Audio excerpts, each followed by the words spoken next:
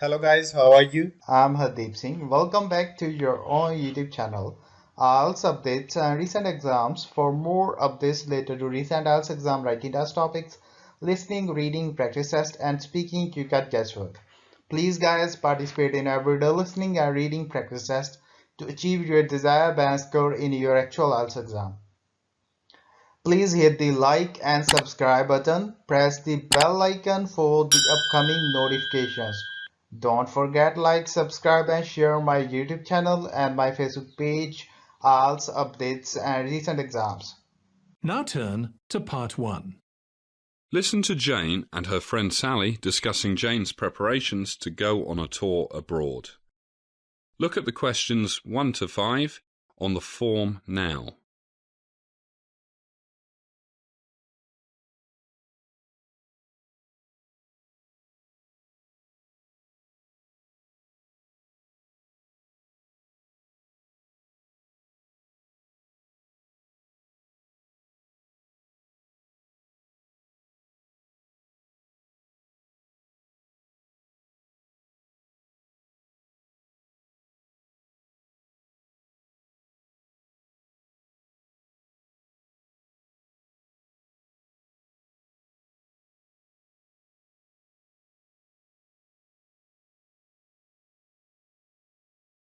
Listen carefully and answer questions 1 to 5. Who is it? It's me, Sally. The door's open. Hi. Hi. So have you decided where to go for your big holiday? Finally, I narrowed it down to Southeast Asia or India and Pakistan and decided on Southeast Asia. Southeast Asia. Wow, sounds romantic. Decided when you'll leave? I have to be back in time for the new term, so I want to leave by July 1st. That's a long trip. 3 months nearly. Don't you think it's too long? No, I want to do research on recycling while I'm there for my environmental studies course next year. So I've got tons of things to do. I don't know where to start. First things first. Passport, air ticket, and money. How much money are you taking? I hear it's not cheap like it used to be. The passport's okay for another 2 years. I'll go to the travel agent tomorrow, and I reckon £3,000 should be plenty. I'm glad I kept doing that horrible waitress job this past 3 years. 1,000 a month. Sounds plenty. Including airfare? No, Dad's got a frequent flyer award, so I should be able to get to Singapore and back for nothing. Yeah, but you have to be careful. Normally, those free ticket things mean you can only fly when there are empty seats. Don't want you to get stuck there until all the rich Asian students have flown back here after seeing their families. Look at questions 6 to 10.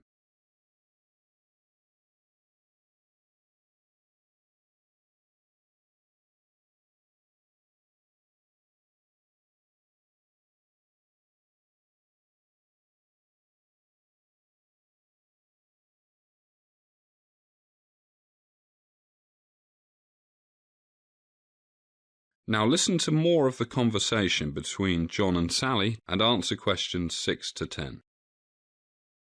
I'll manage, but I'll see what the travel agent has to say. Gosh, July 1st. That's only a bit over 3 weeks. Inoculations. All sorts of nasty diseases in those tropical places. Have you checked out the health requirements? Didn't think of it. How do I start? I think there's a Ministry of Health webpage that tells you what injections and pills you need before you go to different countries. Yellow fever, malaria, that sort of stuff. How many countries do you plan on visiting?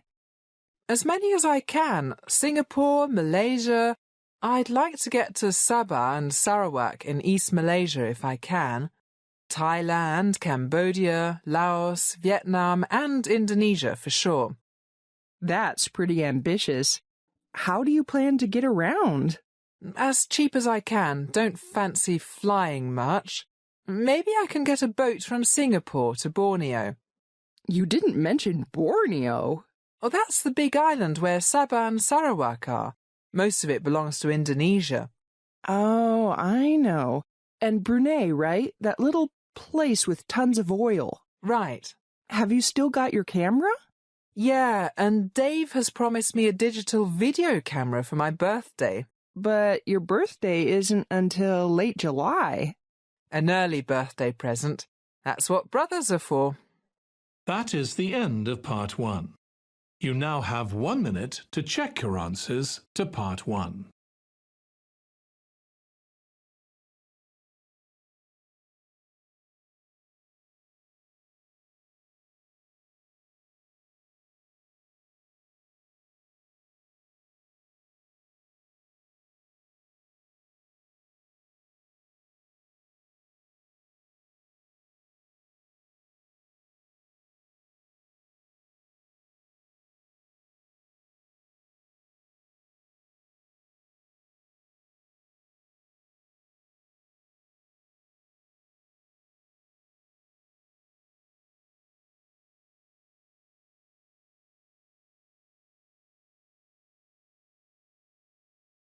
Part 2.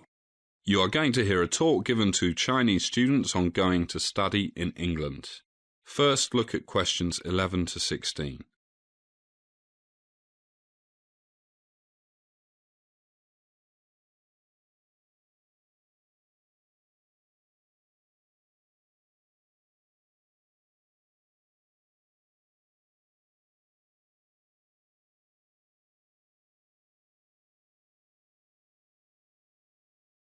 As you listen to the first part of the talk, answer questions 11 to 16. Good morning, everybody. I'm Richard Smethers from International Students Consulting. And welcome to today's talk on what you need to know and think about prior to going to study in the UK. Probably the biggest question is that of housing. It can be very expensive, especially in London, and the halls of residence in most universities are certainly not cheap. That's what you pay for convenience. Probably the best thing for most of you, I believe it's the first time any of you have studied in the UK, is to try to find a vacancy in a coop house with other students. If you are keen to make maximum progress with your English, I would suggest that you try to find accommodation with at least one native speaker. So many foreign students end up living only with people from their own country, and I've actually known cases where their English is worse after 3 years than when they arrived. One advantage of living with British students is that they'll probably have experience of dealing with landlords, looking after the bills, and other things that might be done quite differently in your home country. So how to find shared housing, any housing? Arrive early. It's best to try and be in the town or city where you'll be studying at least a week before the start of term. If you leave it too late, you'll be competing with thousands of other students all looking for a place to live. And one of your first stops should be the housing office. They have a database of all types of off-campus accommodation, and the early bird catches the worm, as they say. You'll probably meet other students at there in the same boat you are. And chat with people.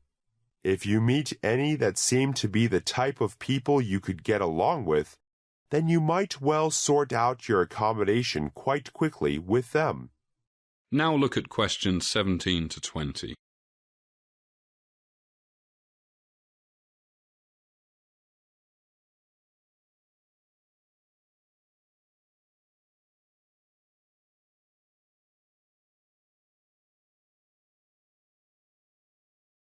As the talk continues, answer questions 17 to 20. Now, I know that a few of you will be going with your sponsors. Sharing a house or a flat with other students is probably not what most of you would prefer. If you are trying to save money, a studio flat, which has a bedroom and living room combined, and a place to cook is usually cheaper than a flat with a separate bedroom and a kitchen. But remember, you will probably need somewhere to study at home. Once you have found a place to live, there are a few things you should check out very carefully with the landlord or the estate agent. Quite a few estate agents look after the renting out of housing for one or several landlords. First, how are you going to pay the rent? By the way, I forgot to mention that you should open a bank account very soon after you arrive. You might want to open a savings account for the bulk of your money and keep some in a current account for paying the bills. The advantage of the former is that you get more interest on your deposit, but you usually can't write checks or arrange to pay such things as electricity, gas, telephone, and water bills, plus what you owe the landlord. These are normally paid on a monthly or quarterly basis with what are called direct debits and standing orders. The rent, of course, is usually paid monthly, and most landlords want a deposit of 1 or 2 months' rent to pay for any damage you might do. Accidents happen, and it's sad but true that there are thieves everywhere. Make sure you have good locks on your doors and windows, and insist that the landlord or estate agent changes them if they are not up to scratch. You should take out insurance for major items such as personal computers. If you have a car, then insurance is required by law. And if you think you may want to get a car, make sure you take your current driving license with you, because it may help you get cheaper car insurance. But the most important type of insurance you should take out is medical insurance. Falling off your bike and breaking your arm can be a very costly business if you are not protected by insurance. Unlike the Student Union Advisory Service in your university, I am not allowed to offer you the best advice on what insurance company to use. Now, what about working? If you have a student visa for longer than 6 months, you can work for up to 20 hours per week during term time or 40 hours per week otherwise without applying for permission from the Home Office. And if you have a UK visa based on a relationship to someone with a long-term visa in the UK, you will normally be free to take up any sort of employment in the UK. That is the end of Part 2. You now have 30 seconds to check your answers to Part 2.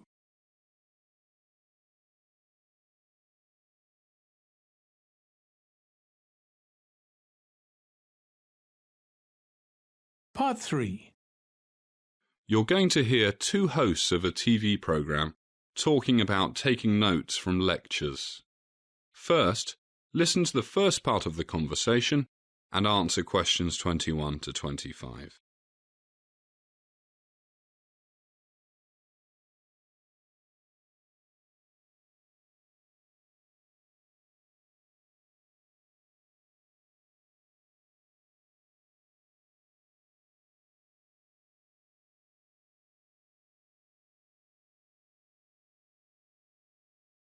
Hello, everybody, and welcome once again to How to Study program on the Oxford TV Educational Channel. As usual, we are your hosts, Rick and Rita. Okay, Rick, what's today's topic? Note-taking. Right, note-taking. It's one of those things most of us students do, but has anyone ever told you how to do it so it can be the greatest help to you? If you had teachers like mine all of your life, probably not. Same here. Rita and I thought of this topic a few weeks ago, did some research, and found that most students don't take or use notes in the best way. Of course, different things work better for different people, but we did manage to come up with some useful basic principles. But first, how do we know it helps? How do we know it isn't better to listen carefully to everything the lecturer says rather than scribble away taking notes? Well, we found that research on note-taking has been going on since this guy, Professor C.C. Crawford, began his studies in the 1920s. But we don't have time to tell you all about the different studies that have been done. The important thing is that most researchers agree that taking notes is better than not taking notes, and that reviewing notes is the key to their usefulness. Both are really important. For example, in 1970, Professor Howe concluded that students were 7 times more likely to recall information 1 week after it was presented if the information had been recorded in their notes. He argued that the note-writing activity per se makes a contribution to later retention. But another important thing is that you shouldn't take notes like a human tape recorder. Listen to this, and I quote, "There is growing evidence that note-taking combined with critical thinking facilitates retention and applications of the information." As the conversation continues, please answer questions 26 to 30.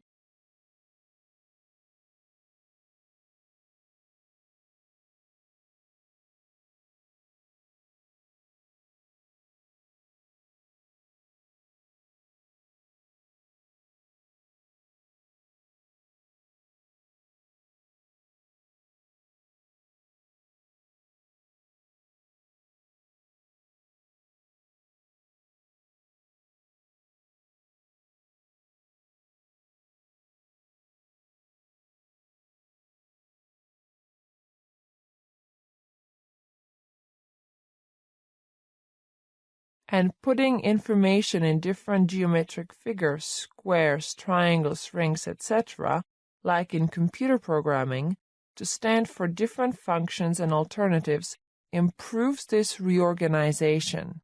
Okay, now for some practical basics. You start, Rick. 1. Be prepared. Have your notebook open and pen in hand when class begins. 2. Listen for what the teacher emphasizes with words like "to summarize," "the main point is," and if something is written on the board, you should probably write it down. And if something is repeated, it's probably important. Don't try to write down every word, just the main ideas, content, and information. And develop your own way of abbreviating words. Go over your notes as soon as possible after class. Underline or highlight main ideas, concepts, and information. And last thing, reorganizing notes while reviewing leads to higher test scores. That is the end of part 3. You now have 30 seconds to check your answers to part 3.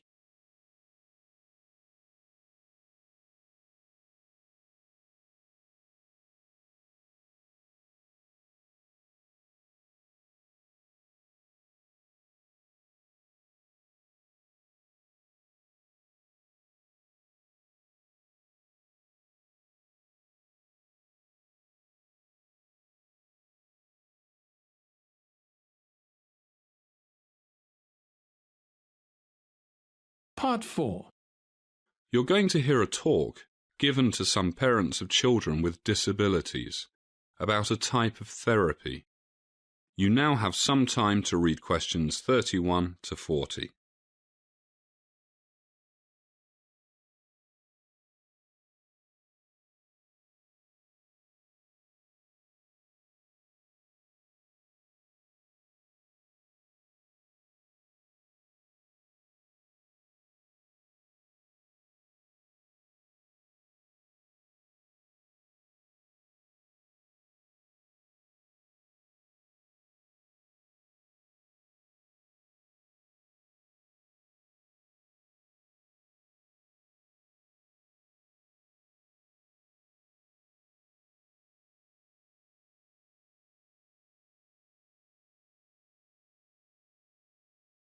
Good afternoon, everybody, and welcome to our hospital's Recreational Therapy Department.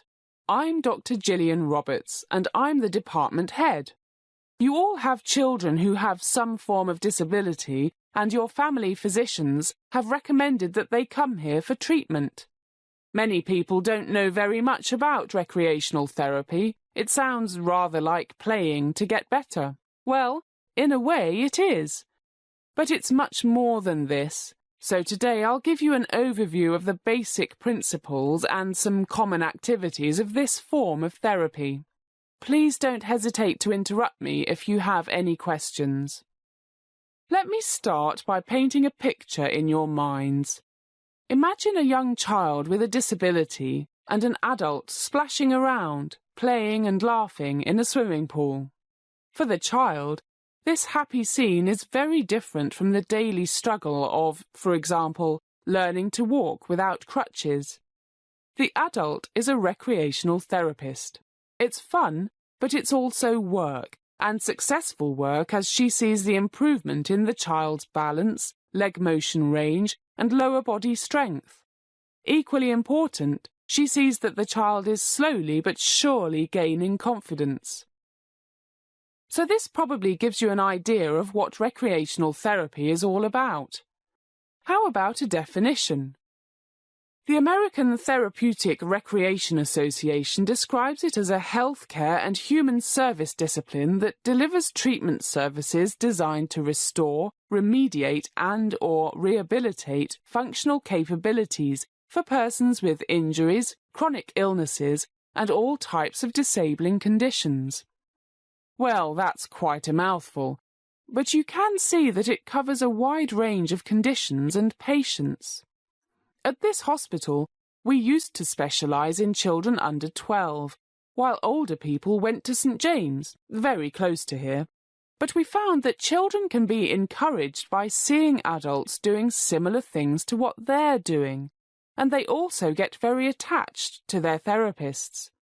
So now both hospitals treat both youngsters and adults, and we work very closely together, especially on research projects. OK, who are the therapists? Well, most of them are certified therapeutic recreation specialists, usually simply called recreational therapists. They're certified through the National Council for Therapeutic Recreation Certification, which requires a bachelor's degree or higher, a formal internship, and passing a certification examination.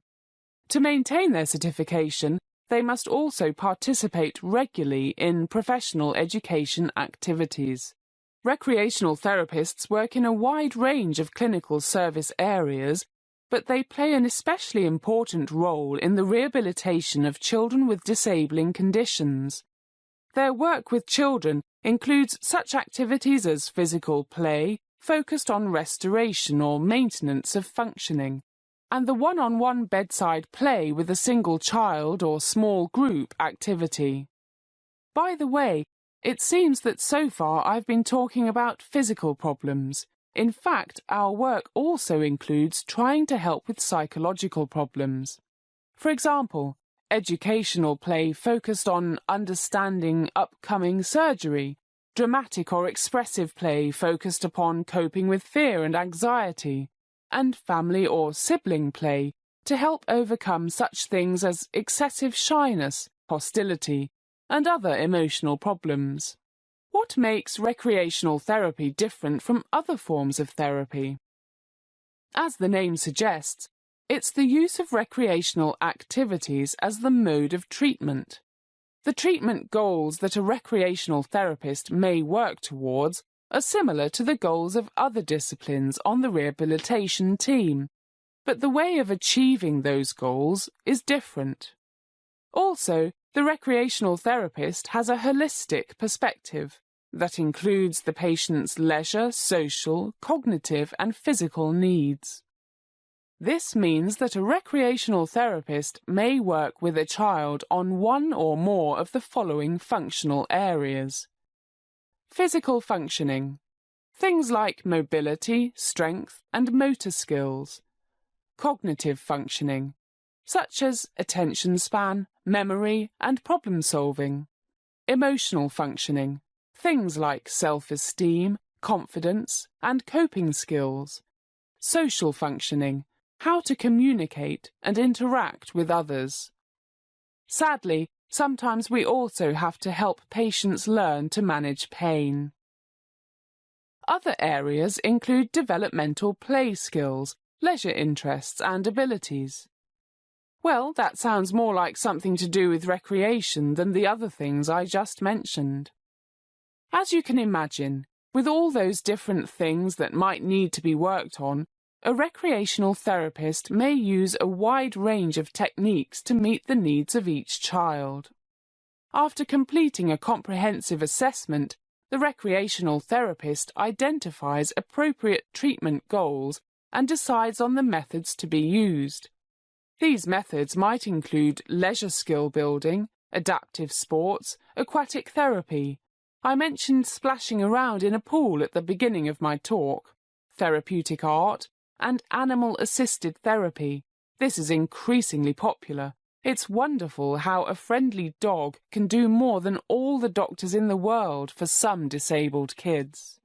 That is the end of part 4. You would now have 10 minutes to transfer your answers to the answer sheet. So guys, don't forget like, subscribe and share my YouTube channel and my Facebook page. IELTS updates and recent exams. For more updates related to recent IELTS exam writing as topics, listening, reading, practice test and speaking, you got guesswork. Please guys, participate in everyday new IELTS listening and reading practice tests to achieve your desired band score in your actual IELTS exam. For more IELTS material, visit my official website www.ieltsupdatesandrecentexams.com. The link is given below in the description. If you need PDF files of latest IELTS material, then please join my Telegram channel. So guys, please write your score below the comment section. Again, thanks for listening. God bless you all guys. Stay tuned, stay safe.